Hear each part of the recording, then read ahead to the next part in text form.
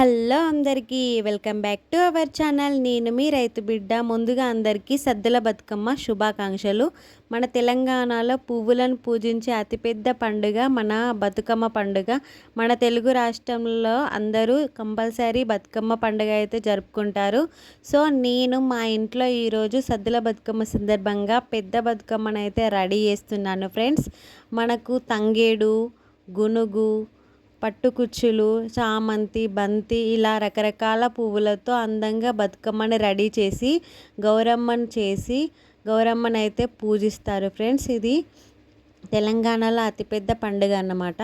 So Bathukamma పండుగ సందర్భంగా మీ అందరి కోసం నేను ఒక బతుకమ్మ సాంగ్ అయితే పాడుతాను ఫ్రెండ్స్.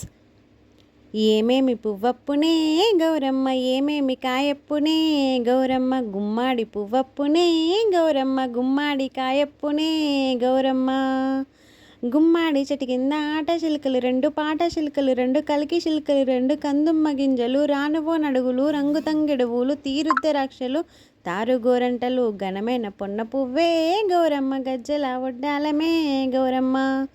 ఈ విధంగా తెలంగాణలో బతుకమ్మ సాంగ్స్ పాడుకుంటూ బతుకమ్మ అయితే జరుపుకుంటారు ఫ్రెండ్స్. మా ఊరిలో జరిగే బతుకమ్మ సెలబ్రేషన్స్ అయితే నేను మీకు ఈ వీడియోలో చూపిస్తాను. వీడియో స్కిప్ చేయకుండా లాస్ట్ వరకు చూడండి ఫ్రెండ్స్.